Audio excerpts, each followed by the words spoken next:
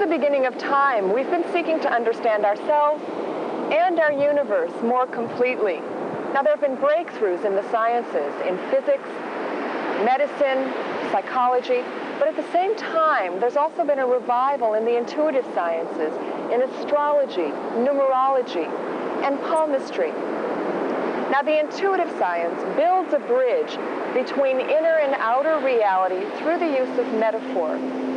So, physical reality, like studying the shape and the features of the hand, or calculating the positions of the planets, becomes a symbolic representation of the relationship between the part and the whole.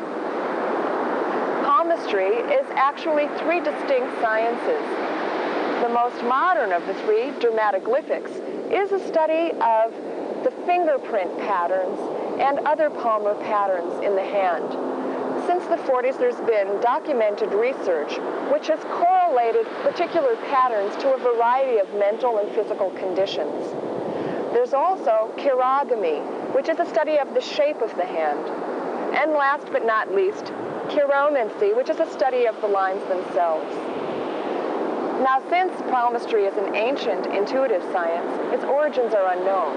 But we do know that Aristotle studied palmistry in Egypt. Ancient Egyptian science was based on understanding the relationship between cosmic forces, what they called principal forces of nature, and physical reality.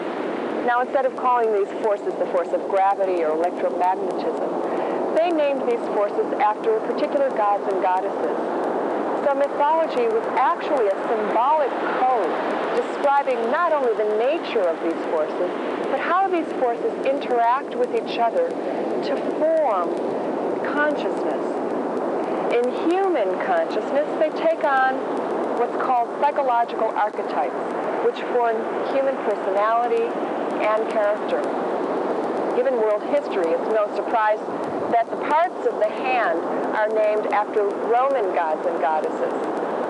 Rome still leaves its impression on the earth. But if you're interested in studying more about the archetypes, you can also look to Greek myths and other myths as well.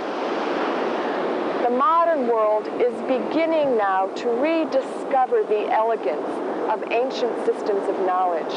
It's possible that the wisdom was handed down through the ages by conquering civilizations who picked up and adapted bits and pieces of knowledge which had withstood the test of time.